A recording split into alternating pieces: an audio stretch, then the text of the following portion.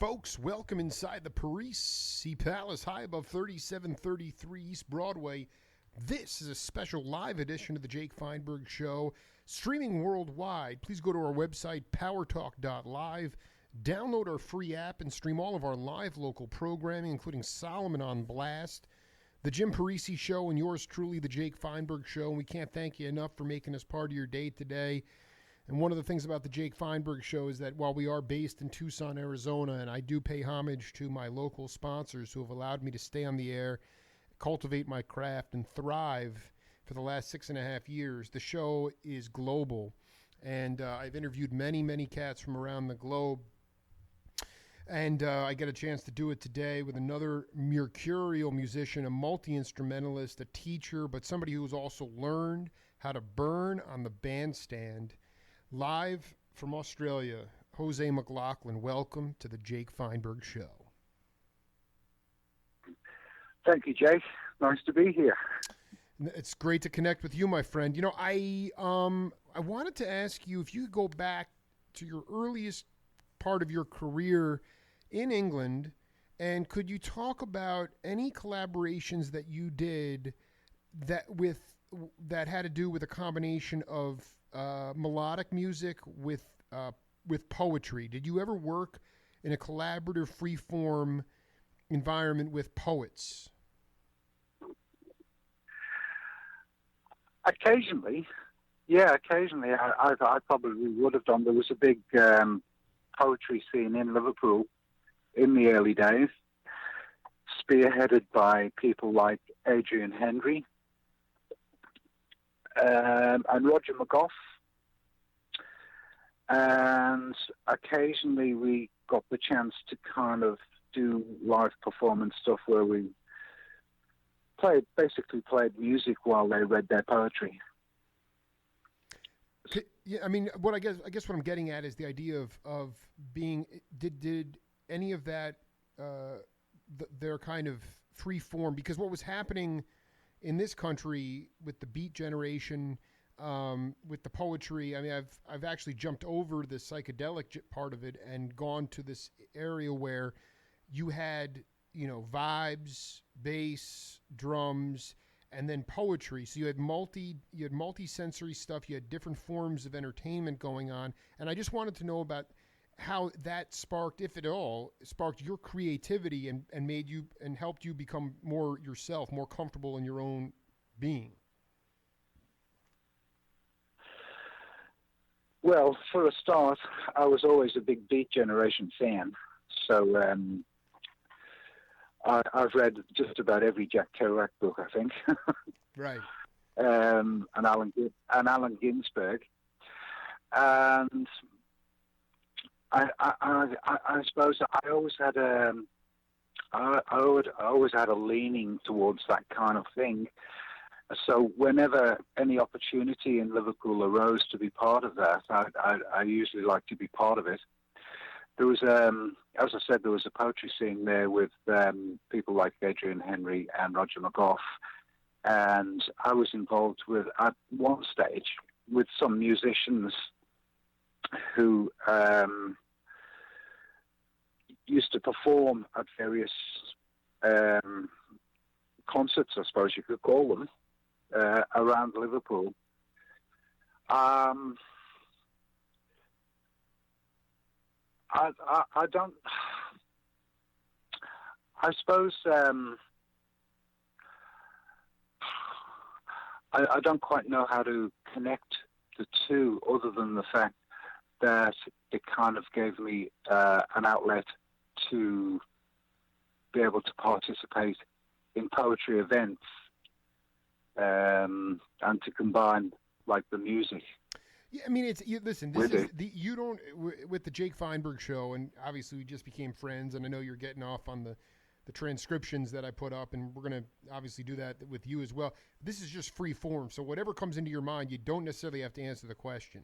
What's interesting though is that I've talked to other luminary cats, managers like Sam Cutler and John Mayall and other peeps, and they actually. You're the first one that's dropped a couple of names about, beat poets in the English scene. They said for the most part that was something that was across the Atlantic in the States. But you are saying that there was this active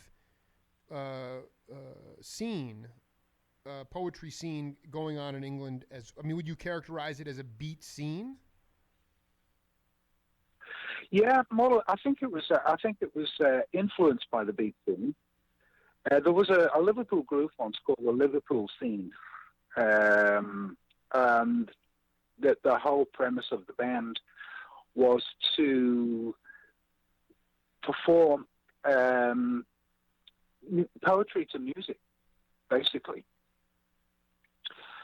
As far as my own involvement is concerned, one of the first jobs I did after I left school, while I was still debating whether to turn full-time as a musician, was I got myself a job as a newspaper reporter. Really? On a local newspaper. Wow. Yeah. Very cool. I'd left home when I was 16, and family troubles, and I found myself kind of living on the streets for a while. I was sleeping on park benches and stuff like that.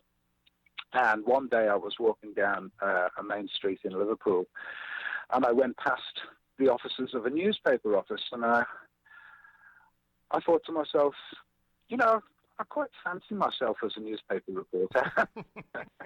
So I love it. So I went into the office, and I basically asked to speak to the editor, who kind of agreed to see me. I think he must have been laughing to himself. Who's this guy? Because I probably hadn't watched for about 3-4 years. And I said, I want to be a newspaper reporter. So he must have, I don't know, he must have saw something in me. He said, look, I'll tell you what I'll do. I'll send you out on an assignment, and you come back and type it up and give it to me, and I'll let you know what I think. So I forget what the assignment was. It was probably some local show or flower show or political thing. I don't know. Anyway, I came back and I typed it up. I wrote it up. I gave it to him, and I sat around for about half an hour. And eventually he called me and he said, "That's great. You got the job." Unbelievable. See, that's the way society, it did used to operate in those kind of cosmic ways. Go ahead, continue. So he gave you the gig. He gave me it did operate like that, very much so in those days. I'm talking about. What I'm saying is there was no background checks. There were no fingerprint clearance cards. There were no, education criterias. You had to do this internship. There are just the hurdles today. We are more interconnected than ever before. Competition is much higher. There was this. You guys were just marinating in this fluid time. It stretched, and the music was just a byproduct of that, really. But go ahead. So you got the gig, and what happened after that? Yeah, I got the gig, and as part of an offshoot of that, all of a sudden this poetry thing started coming out in me, because I got into writing, obviously writing articles, but I wanted to be a bit more creative than that.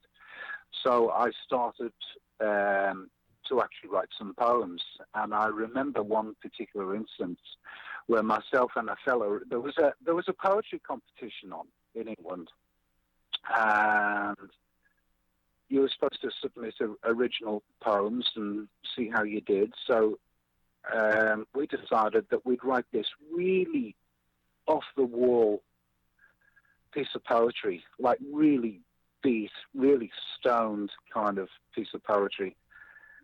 And we sent it in to the competition under pseudonyms, and I think I chose the name Zach Lindenberg.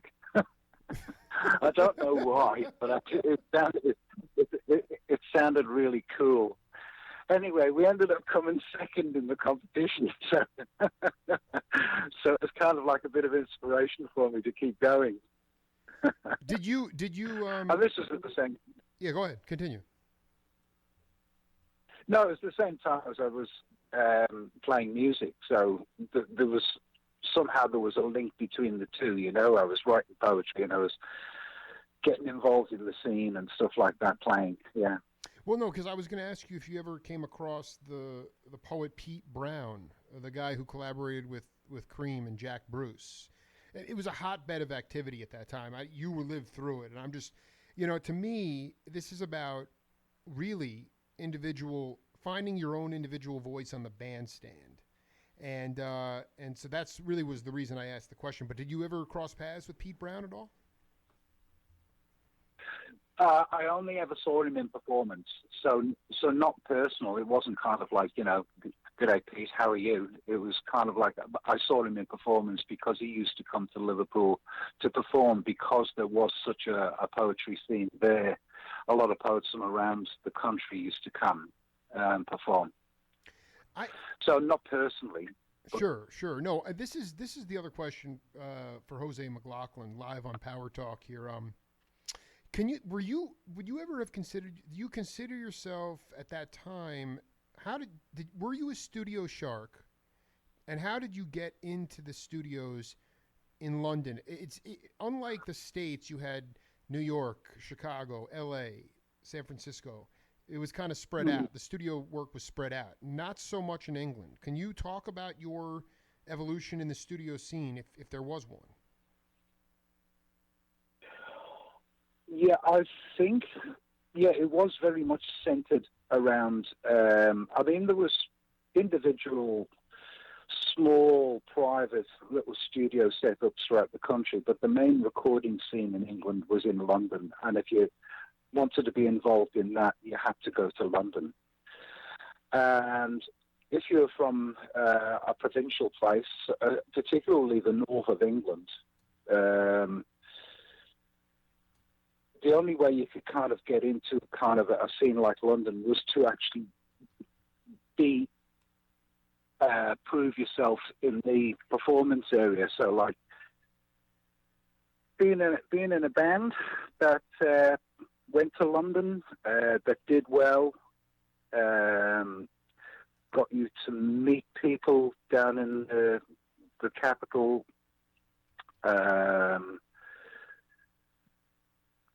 You'd meet somebody and there'd be a session in a studio, something like that, and somebody would say, "Oh, look, I can't make it today. Why don't you get Jose? He's new in town. Give him a try, Sure. Yeah. So one thing would lead to another from that, and eventually you'd start picking up sessions. But you had to be in London to do it. It wasn't until many, many, many, many years later that studios started to spring up in other places around the country.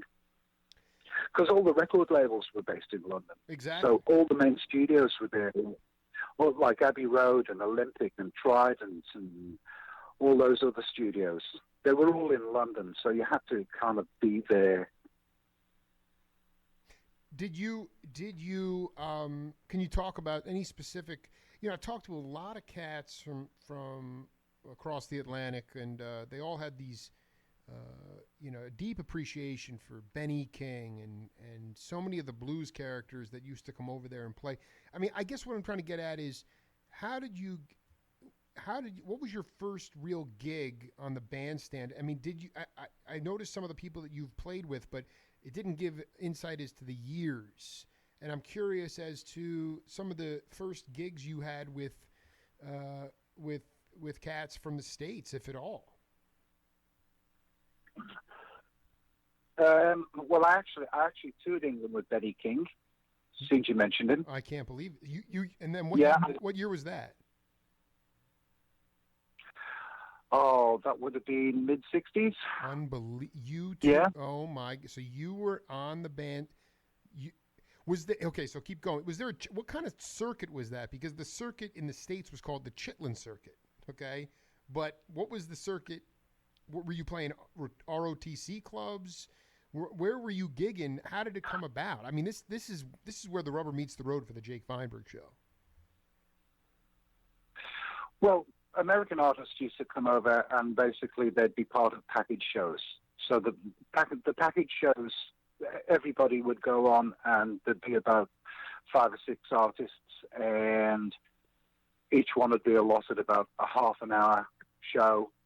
And they used to travel throughout the country performing at all the theatres. Do you understand what I mean by theatres? There were circuits. There were circuits of theatres throughout the country. Locarno, Grafton, Rialto, where they put on shows, where they put on pantomimes, where they put on musicals, that kind of place. So these package shows would travel throughout the country. And when American artists came over, they used to put bands together to basically play with them, you know? Sure. So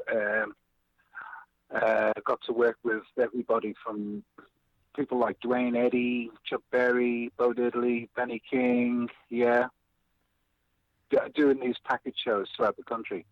Unbelievable. And so, I mean, but was there a link? How did you become the first call guy or one of the call guys? And what instrument were you playing? Piano? Or were you playing guitar? How did you get into that where you became the first call cat? I don't know. I think it was just a gradual progression. I mean, it basically all started with playing in groups in Liverpool, and then getting to join Jerry and the Pacemakers, and then building up contacts from that, and then doing some sessions, and just a gradual progression. I mean, there was hundreds of good musicians, thousands of good musicians in England, but it's just a question of whether that people thought of you, whether they thought that you played well enough, whether they thought you suited the style, because everybody that came over, it wasn't all the same style. It was soul or rock and roll or even sometimes jazz. So it depends whether you fitted the bill, whether your face fitted. Oh, I dig. I mean, this is so. I mean, could you? I'm one of the L's on my program is leadership, and with any of the blues acts or from the States that came over, could you talk about the nonverbal communication that any one of those cats had on the bandstand? To me, we live in a very verbal time. I mean, we're talking on the phone right now, but I mean, when Coltrane joined Miles, he kept going up to him, and Miles kept turning his back on him. And Train didn't know why. And then he finally realized after a couple months, actually, Miles hired... Train kept saying, what do you want me to play? What do you want me to play? Miles kept turning his back on him.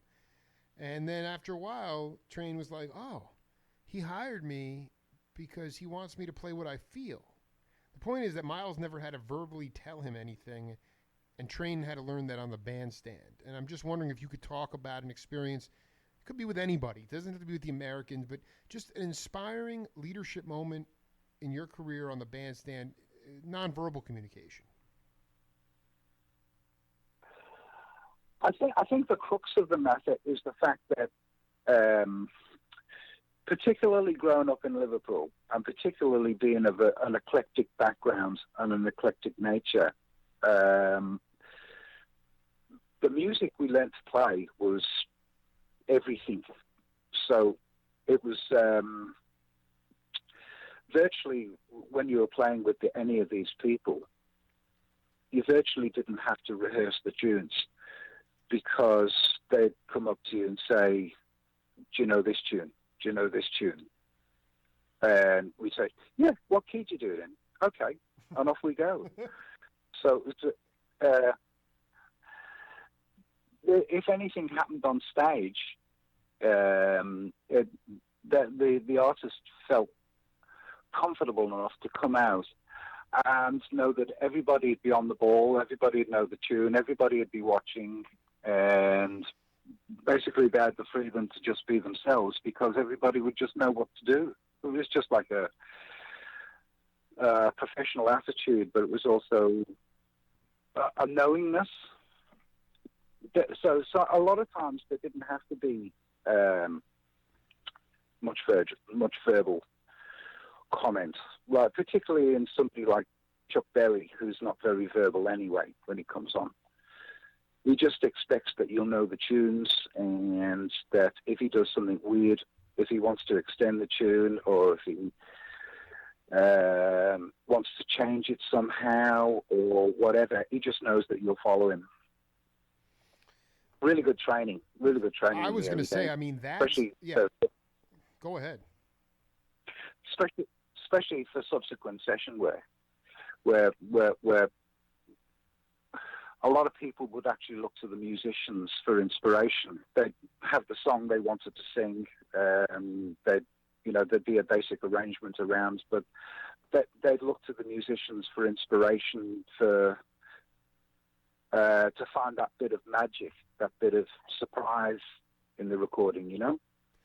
No, I mean, to me, it's like you make it sound effortless, but I mean, you need to have a deep bag of tunes. You need to have a huge repertoire.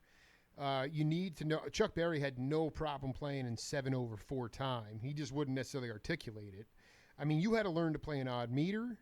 You had to learn to improvise on the bandstand. I mean, this is some impressive. You know, the other part of it is, I mean, so many of the cats I talked to from England, you know, they really, I mean, of course, George Harrison, the Beatles were primarily responsible for bringing Yogi Mystics to the States. But did you actually ever play in a band with Indian instrumentation, sitars or tablas? I'm always fascinated with this idea of, I mean, without, you know, I don't think without cats like from England, I'm not sure if the United States ever would have gotten hip to Ali Akbar Khan or Alu Raka or, you know, Zakir Hussain, who I've interviewed. You know, I mean, did you ever play any Indian music? No, not really. I would have liked to have done, and had the opportunity arisen, I would have been prepared, because part of my early listening, there was an English sax player named Joe Heriot. He was actually West Indian. I know that cat. And yeah, I've seen him. He's a bat. Yeah. Yeah. Go ahead. He put out a few albums in the early 60s with an Indian violinist named John Mayer, and they call it the Joe Heriot John Mayer Indo Jazz Fusions. That's the CD. That's the CD I know. Yeah, that's the one I know. It's a great album. Yeah. Well, myself and my friends used to sit around and absorb this music. We just used to absorb it, you know. So, and I think that's the trick to anything, is absorbing as much as you possibly can. So had the situation arisen where all of a sudden I was thrust into playing or trying to adapt to Indian music, I would have had a fairly good idea of what was required of me. I want Jose McLaughlin's interpretation. I love talking to the cats about this concept. And this sort of leads into the idea of, melodic improvisation. Some people might call it jazz. But I wanted you to talk about your concept of that any note can be the one. What is your concept of any note can be the one? And the idea there is that, on top of that, when in the group context, in the biggest moment of truth, when you are able to improvise most honestly with your bandmates and you guys wind up in an improvisational jam and you lose the one, when you all come back in on the one, when you find the one, come back in at the same time, could you talk about that feeling? It's kind of a two-part question. Well, you're right when you say the one can be any note, but I think what you have to have ingrained in you is a deep sense of time to be able to do that. You watch some of the most amazing drummers, like somebody that I really admire is the drummer Peter Erskine. He used to play with Weather Report. Absolutely. And he can go completely away from the beat, but you can see that central to everything that he does is where the one is. He knows where the one is, and everybody else in the band knows where the one is at. I've been in so many situations where a drummer has taken a really good drum solo, and and he'll kind of go all over the place. And then when it's time for everybody else to come back in, some of the people kind of are lost and they don't know where they are, and they kind of not sure where to come back in. But if your time is centered, it doesn't matter how far away you go from it. You can always come back in on that one, and that one can basically be anywhere. How about can you talk about? Does that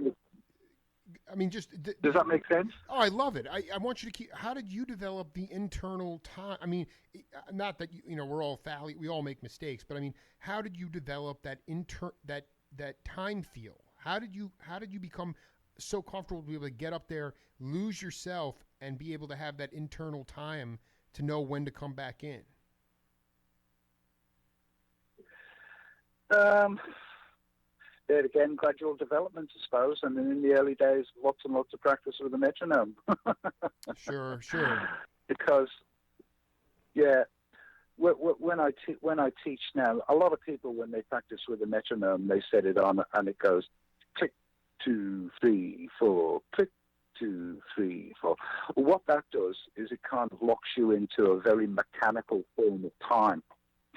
But if you actually set the metronome to half the speed, so it's only going 2, 4, you're only getting on the 2, 4, then it allows you to develop this sense of time, but gives you the freedom to be able to swing either side. You know what I mean? So you can actually get some groove and feeling into your playing. Mm-hmm. And I think if you lock that in to your playing, to your sense of time, then you're always you're centered on where the time is, but you have the freedom to move either side of that time, but still keep the groove. And that's one of the things that I concentrated on doing earlier on. Can you talk about? Yeah, go ahead. No. Does that make sense? Yeah, no. I just, what it is. I'm actually, I'm trying to just decipher a time that was on the bandstand in a band context, in a live setting with real human beings, when it was a humbling experience for you, and ultimately, but then you figured it out. I mean, only through struggle do you grow. You're not going to grow in your bedroom with a metronome your whole life. So I mean, I'm trying to, you didn't play Indian music, but I'm trying to get to this idea. You are an improviser and you're a jazzer, and I always like to talk to the cats about, ultimately a challenging bandstand experience where you really, locked in like, for instance, I mean, like, I interviewed a guitarist, John Tropea. He stateside guitarist from your generation, and he kind of blew my so he kind of blew my mind, because he was talking about he developed his rhythm based on Jack McDuff's left and right hands on the organ, the way he played rhythm. He was comping that. I never would have thought that in a million years.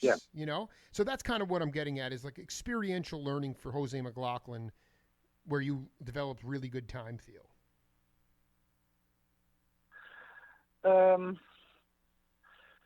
It's hard to pinpoint any specific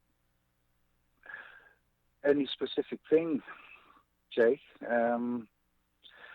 I suppose one thing that would have locked it in, well, not just a specific experience, but a general experience, would have been the times when you get up on stage with people who you really admire and you feel are far superior to you, and you're scared.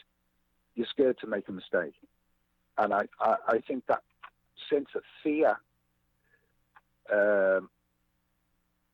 focuses you and helps you to lock in more. Also, the realization that it's not just you. If you're part of a rhythm section, say, it's not just you. It's how the rhythm section functions as a whole. and how each person in the rhythm section is like a piece in a jigsaw puzzle, and you have to fit those pieces of the jigsaw puzzle together correctly to make the whole feel, to make the whole groove. So, like, if you've got a band, obviously the bass player and the drummer are going to lock in, and the bass player normally tries to lock in on the bass drum that the drummer's doing. And then rhythmic-wise over that, you could have a couple of guitars and a keyboard. Now, what are they going to do? How are they going to play together? Are they all going to get in each other's way, or are they going to find little niches of their own where they can do something that actually enhances the rhythm? So, as a whole, the entire rhythm section then begins to groove. Could you talk about an experience when you were on the stage with people that you thought were superior to you, and how that played out?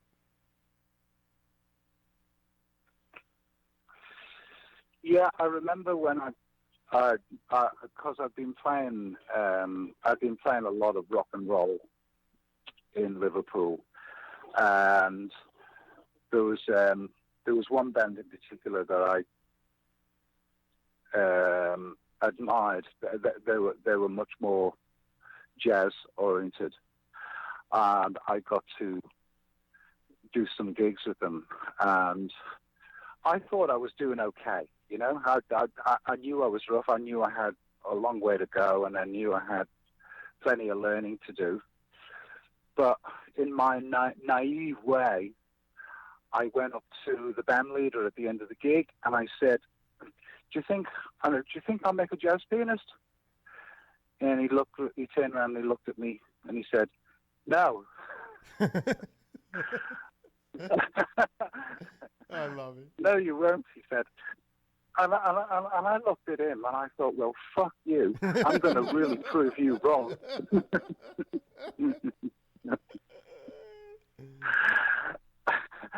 And that became a source of inspiration for me. I kind of always remembered that moment where I had the audacity to ask that question. And when he said no, that was basically a turning point for me, because I thought, yes, I bloody am. You know, yeah, and I just worked at it from there. Talking to Jose McLaughlin here on the Jake Feinberg Show live on Power Talk. I want to read a quote from John Mayall. He said, "The United States has the color bar here. Society's black and white did not mix. It's part of American heritage. We're not living in the dark days of last century in the 20th century. Black America was different from white America. They were two separate societies that didn't mix. When the American jazz and blues people came over to do a tour in Europe from the 1920s onward, they were totally revered. They were treated like gods. The Europeans had followed their music through records, and the color bar didn't exist." Can you talk about some of the, once you got on that mission, when that dude said, "No, Jose, you're not going to be a jazz pianist," and you sort of had that chip on your shoulder, can you talk about some of the jazzers that came over and like what Mayall was talking about? There was no color bar, that they were actually revered. Well, they were. You didn't see color. You heard music. And I think that was the huge difference. It was generally accepted that African Americans were the best musicians, were the best jazz musicians. They were revered, treated like royalty in a lot of ways. But I don't think it was a question of, well, look at him, he's black. It was more, well, listen to him, he's brilliant. And what can I learn from that? When I grew up in Liverpool, we had a huge black ghetto made up of mostly of West Indian descent, some African, but they were as Liverpool as we were. We were all Liverpudlians together, and we used to play in bands together. We used to would be really good friends. They used to talk real thick like that with a Liverpool accent. You know what I mean? Oh yeah. And there was no difference. We didn't kind of look at them and say, well, you know, what are they doing playing music? They're not the right colour. It was kind of like, well, how good he plays, great. Let's play together. So it was really, there was no racial thing. When I grew up, I didn't come across any kind of racial divide.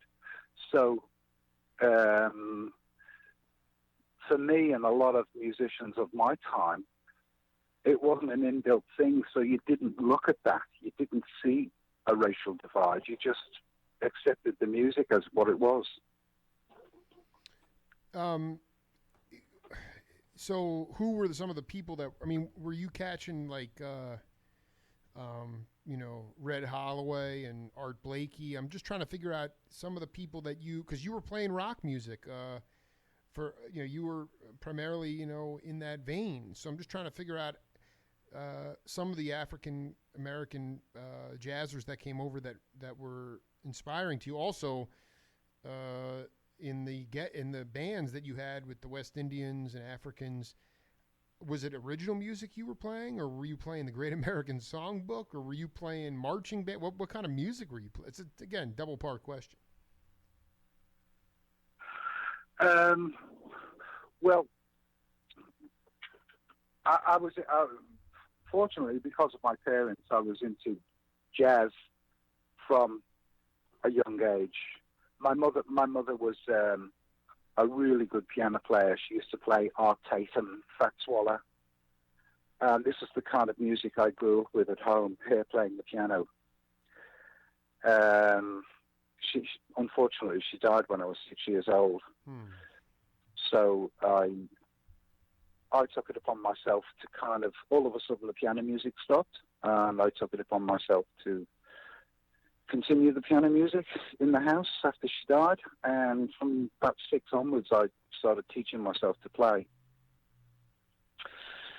So I was aware of, because of my dad's records, I was aware of all the top jazz guys, plus all the early R&B, Louis Jordan, Wynonie Harris, all those guys that he used to love. And whenever anybody came over to play in England, I always made sure that in my teens, I always made sure that I got to the concerts to see them. So I was really fortunate to go and see people like the Duke Ellington Orchestra and anybody at all that came over. So that became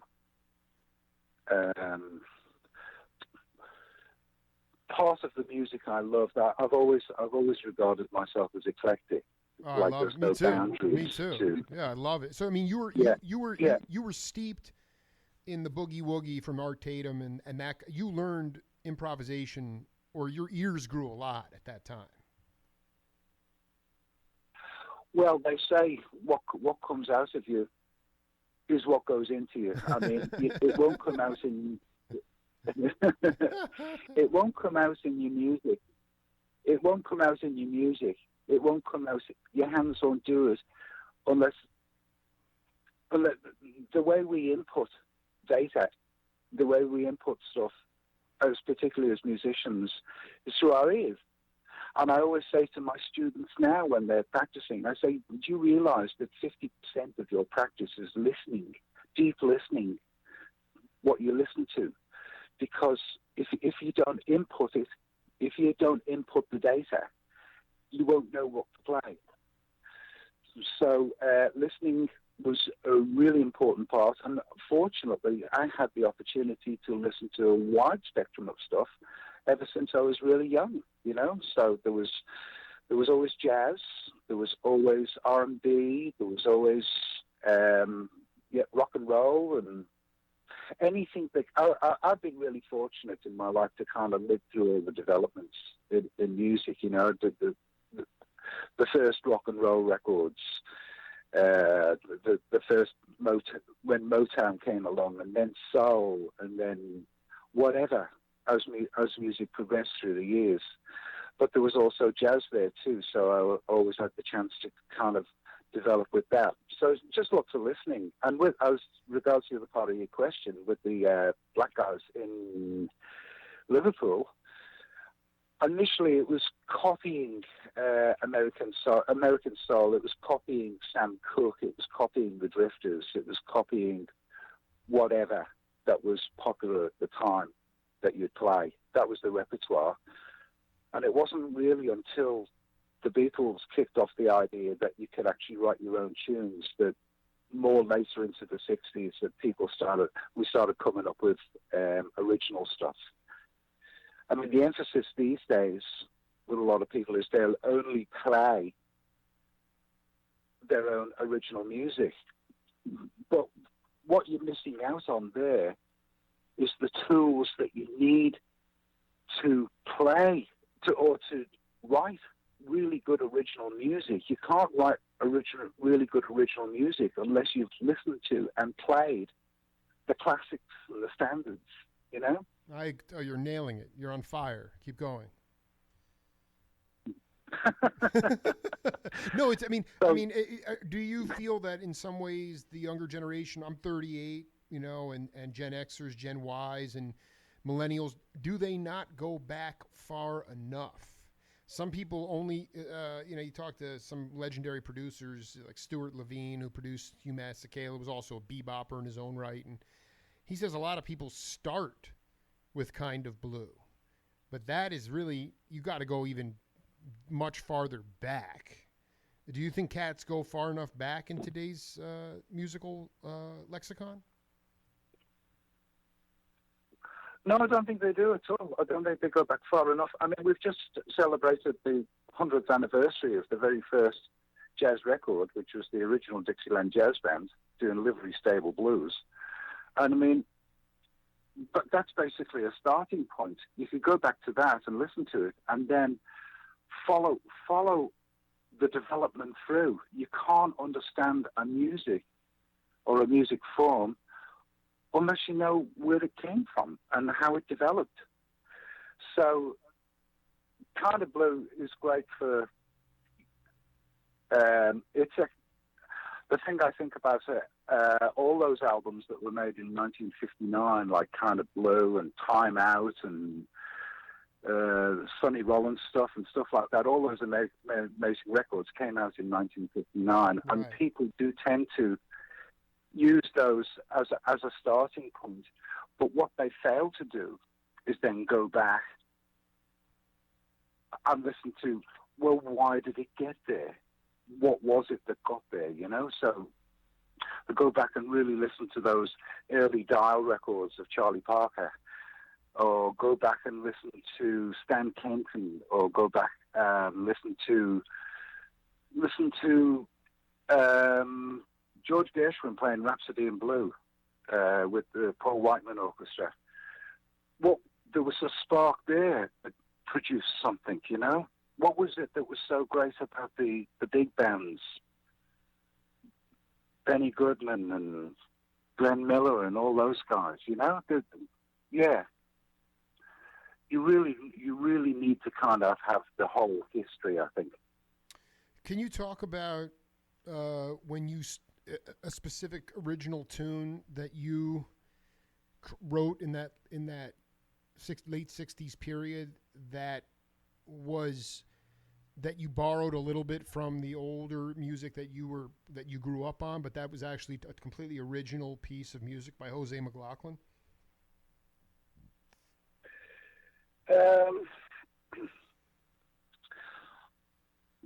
Yeah, I would have borrowed on a lot of stuff probably. I remember I had a band in between touring with Jerry and the Pacemakers. I had a jazz rock band. They were called Highly Inflammable, and our bass player was Kurt Young. Keep going. This is where it's at. Highly Inflammable. Yeah. Highly inflammable. Yeah, Oh my God. we thought that really described the music we were It was playing. And burning. it I was in the mean, very where early days. I need tapes of that immediately. Burning music. Continue, please. Our bass player was Percy Jones, of Brand X fame. Oh my God. My God. And we actually, the band did actually quite well. Actually, we were support band for Tony Williams' lifetime when he came over to tour England, and used to play in London at places like the Marquee and stuff like that. So I wrote a lot of stuff for that band.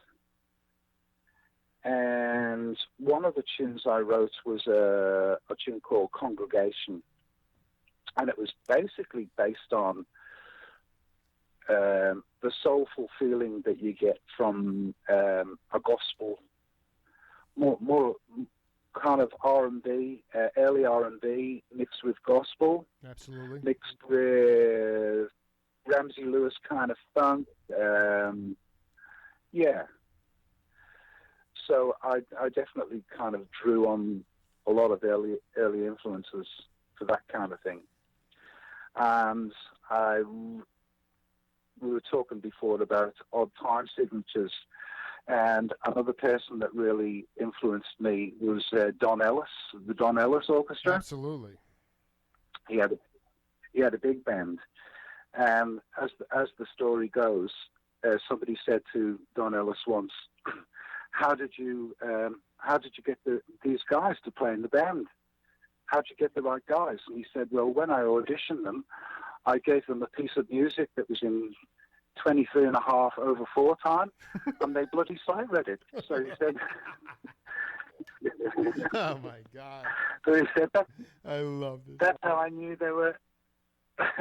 So I had a penchant because of that influence. I had a penchant for trying to come up with things that were kind of in odd time signatures, and then teaching the band how to play it. Yeah. This is what I'm getting at. I mean, I really think we need to unearth some of these tapes of Highly Inflammable. You guys never made it into the studio, though. No, we didn't, unfortunately. We were going to, but various, I don't know, situations arose where people had other commitments, and I had other commitments, and eventually the band dissolved before we had the chance to kind of really put anything serious down.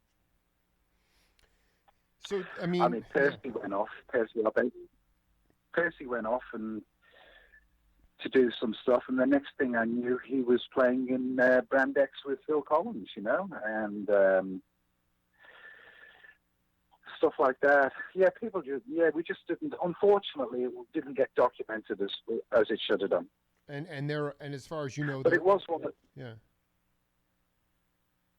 It was one of the first jazz rock bands in England. This is interesting. Basically, because go ahead. Because this particular group of guys had been listening to that kind of stuff for a long time. Sitting down and listening to the Gary Burton Quartet with Larry Coryell, listening to what they were trying to do in 1966, which listening and also being influenced by what Cream were doing, and particularly German bands that were endeavoring to forge this bridge between jazz and rock. This is so important, Jose, is Klaus Doldinger and also Peter Herboltheimer. Those albums are the most burning music I've ever heard in my entire life. And then there's other dudes too that were doing some that stuff that was on MPS burned so hard. But you're even talking like mid '60s. Klaus Dolt. You talking about Klaus and those cats? Yeah, yeah. Klaus Doldinger, yeah. And then bands like Can and who else? Oh, there were lots of them that we kind of had access to that we used to listen to. Was there a point in your? Yeah.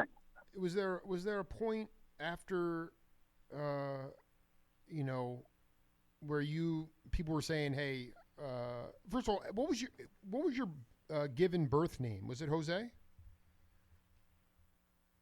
No, actually, my given birth name was Joseph. But the Jose thing came about because my mother was of Spanish heritage. Interesting.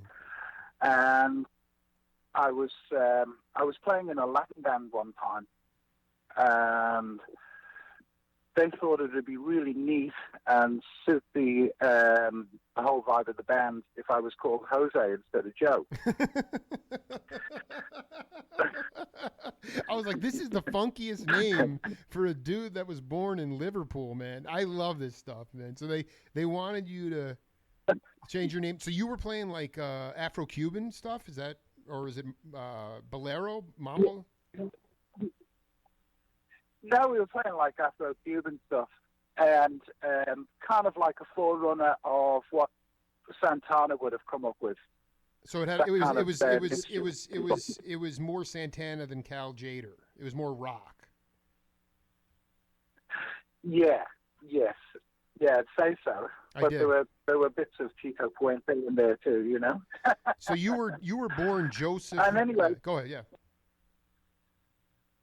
So they thought it would be really neat if I changed my name to Jose, and then I did, and then it caught on, and people really liked it, and from then on, people just started to referring to me as Jose.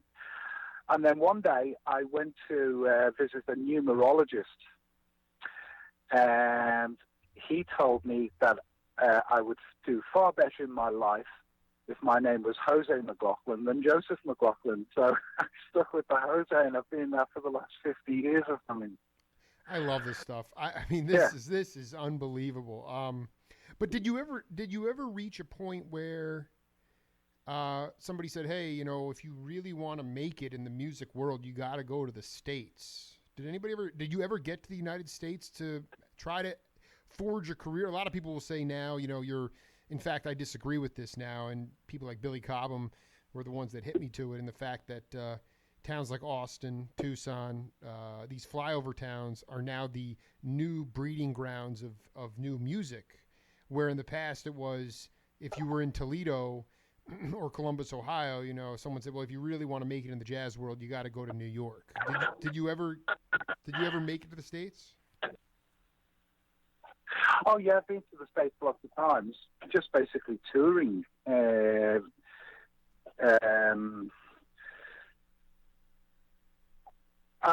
never had the desire to kind of base myself there.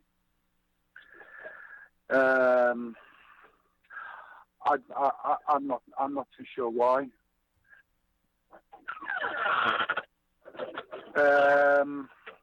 But I've been over there quite a few times to actually perform. The thing is, I suppose the crux of the thing is that when we started Merseybeat in Liverpool, the scene that spawned the whole thing, you know, the Beatles and stuff like that. Somebody said once to a musician, they said, "What is Merseybeat?" And the answer was, well, basically, it's American rock and roll, only played badly. Say, what was the term? I'm sorry, what was the term you're using? I didn't hear it. Okay. What was Merseybeat? And the answer is, it's American rock and roll, only played badly. Right. So it was called played not very good. Interesting. Nosy beat. Merseybeat. Can you spell that? Yeah, MERSEY, B-E-A-T, Mersey Beat. And the reason it's called that is because Liverpool is on the River Mersey. I dig. I'm looking at it right now. Mersey Beat. Jose McLaughlin already expanding my consciousness right now. Go ahead. So when they said, what is Mersey Beat?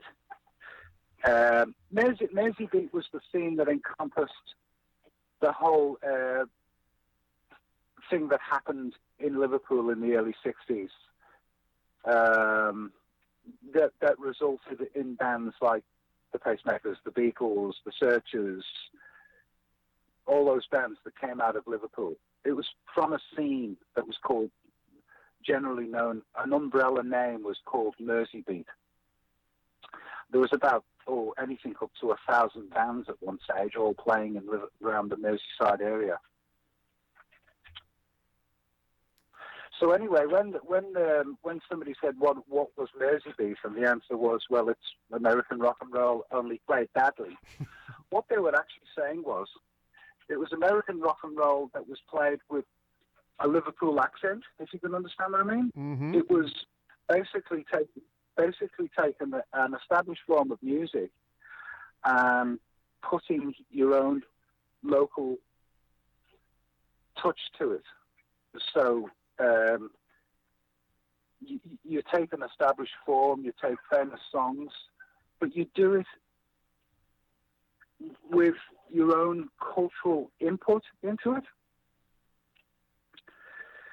And I think that's something that's been important to me throughout my life, that if you go to a certain place, like a lot of Australian musicians feel the necessity to go and live in New York because they feel they're going to soak up the music and the atmosphere and the vibe, which is right in one respect, but in another respect, they tend to lose their Australian identity in doing so. Mm-hmm. And they've just become part of the New York scene. And there's already thousands of really good players there. And I think it's really important in the development of your creativity to kind of be able to put something of your own culture to the music to help it grow and expand, like the Norwegians are doing. There's a lot of great jazz coming out of Norway, but what they're doing to make a difference is they're putting a Norwegian edge on it. They're putting a Norwegian touch on it, you know? How would I identify that with my ears? What does that Norwegian touch sound like? It sounds very Nordic. It sounds cold. Not cold emotionally, but you can kind of almost see the fjords. You can almost feel the snow. Sure. You can hear the hundreds of thousands of years of Nordic folk music being injected into it. So somebody like Esbjørn Svensson, the Esbjørn Svensson trio. Sure. Jan. You still with us? If you listen to their music. Yeah. Sorry? No, go ahead. Go right ahead. Yeah. So, somebody like Jan Garbarek. So if you listen to his music, then it's obviously jazz that he's playing, but it's not jazz that doesn't sound American. Absolutely. Well, absolutely. I mean, I mean, I'm always interested in the stretching out, but what you're really talking about is keeping that indigenous quality within your own music and not losing it just because you're going to another place and trying to soak up the vibe there. That's right, yeah. So it was good to kind of soak up the vibe by actually going to the States and being there and touring around and meeting musicians and going to clubs. and soaking it up that way, but being able to kind of take that, soak in that information and soak in that feel and soak in that vibe, but then to go back to where you come from and to kind of use that influence as part of your whole identity. Does that make sense? You're doing. It's fantastic. We have maybe 40 something mutual friends on Facebook. One of them's Richard Laird. When did you first meet Richard? I saw him at. Used to see him around the jazz clubs in London, playing at Ronnie Scott's and with various people. Went back when he used to play upright bass. And the next thing I knew, he was playing electric with the Man Vishnu Orchestra. And we're not close friends, but we're Facebook friends. That's right. No, I did. I mean, the friends is all a relative term. So, so you saw him playing upright with certain peeps, and then he was playing electric. Yeah.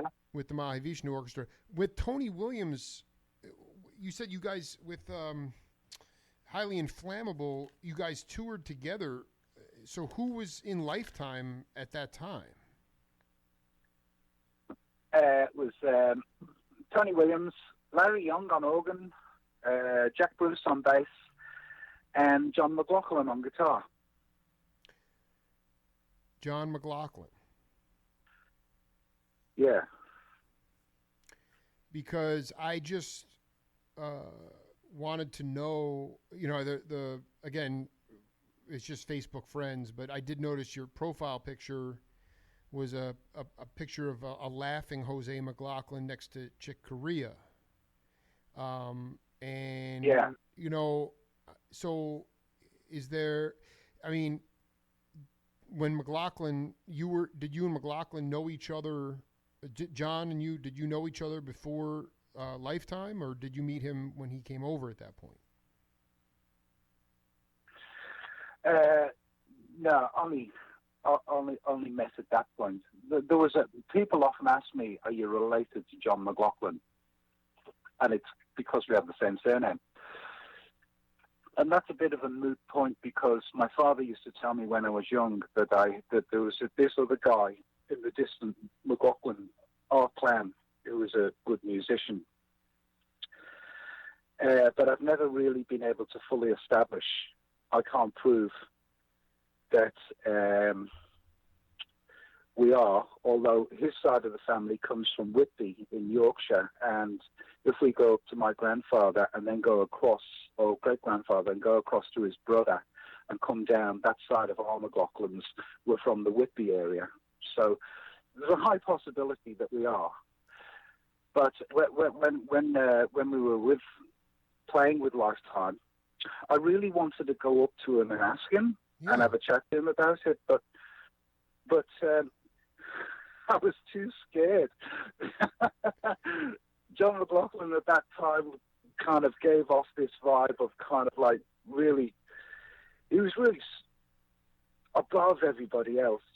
It was kind of like, he's probably not like that at all, but it was kind of like, oh, it's too scary to go up and talk to, Well, this is fascinating, because, John, first of all, I'm going to get to the bottom of this, Jose, okay? I've done 3 interviews with John, and I'm going to do a 4th coming up. Yeah. And you guys, when I saw your face, I was like, you guys are definitely related, but it's never been verified. You've never asked him. And no. No. Oh my gosh. Yeah, there is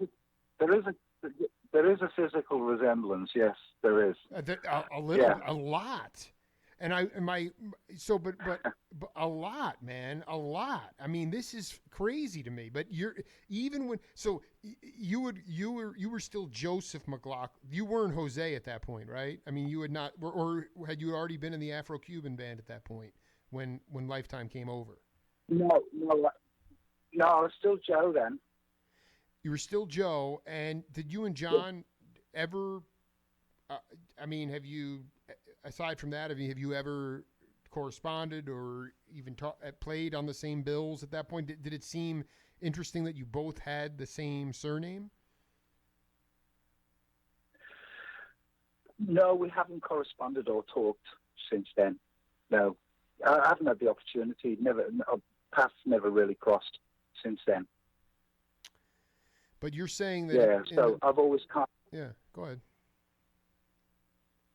Yeah, I've always kind of just left it at that. I've never really said anything. So my stock answer when people say you're related to John McLaughlin is, well, in actual fact, all McLaughlins in the world go back to King Malachy of Ireland in about the 900s. So in that respect, yes, we are. But I mean, as far as you, but I mean, here's the thing. I mean, your father, I believe his dad was a diplomat. What did your dad do for a living? My dad was, well, he was in the Navy during the war, and when he came out of the Navy, he opened a cafe down by the docks in Liverpool, and then he got into real estate and developing houses and stuff like that. Yeah, that was basically his life. But I just want to go back for a second here.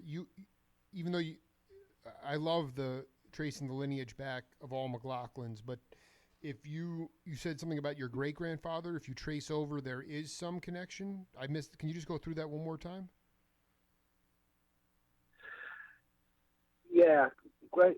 The McLaughlins on my great grandfather's side. So on my descendant line comes down from Liverpool, and that goes back a fair way, probably to a time when they came over to England from Ireland.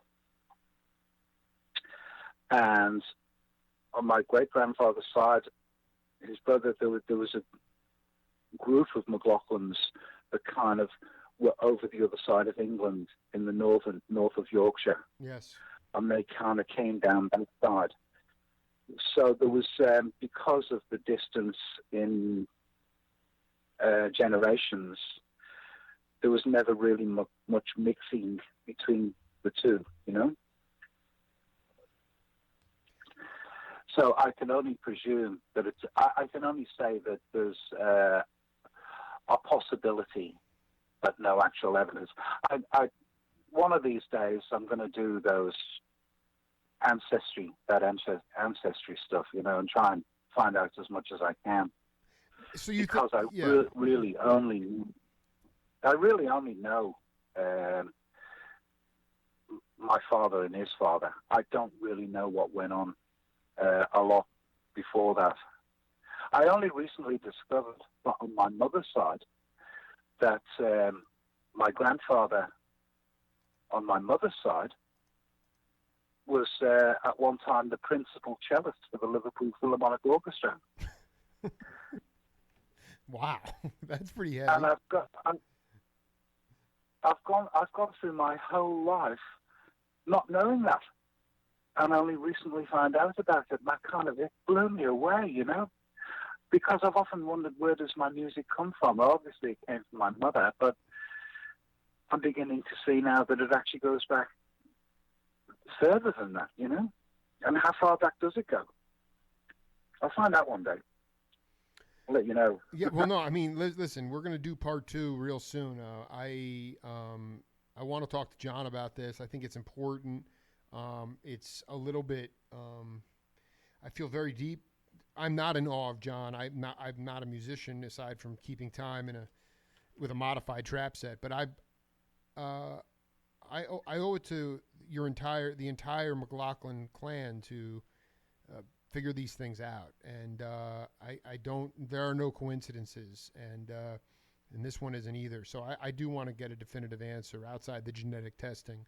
I'm going to keep digging around for this. But what you're saying is that there was a McLaughlin. There was a enclave of McLaughlins that resided on the other in Yorkshire or in Donchester, in that range, and that's not near Liverpool. You have to excuse me. I'm very naive. I've never been to Europe before, so it was different parts of England. They resided around the Whitby area, which is on the North Yorkshire coast. But I know John's from Doncaster, which is slightly lower down than that. Yeah. You have 1 minute remaining. All right, so my calling card is going to run out in 1 minute. So we'll be in touch, Jose. I'm going to get you a copy of this. I love you, man. And we'll groove again real soon. I can't wait to talk to you some more. It's been fascinating, Jake. It's been it's been eye-opening for me too to have to think of some of the things to answer your questions. So it's been good for me. Well, listen, let's stay in touch. Great talking to you. Yeah, great talking to you, man. It's always a mind stretcher. Much love to you. All right. Much love to you too, Jake. Yeah. You take care and have a great day. You too, Jose. Later. Okay. Bye.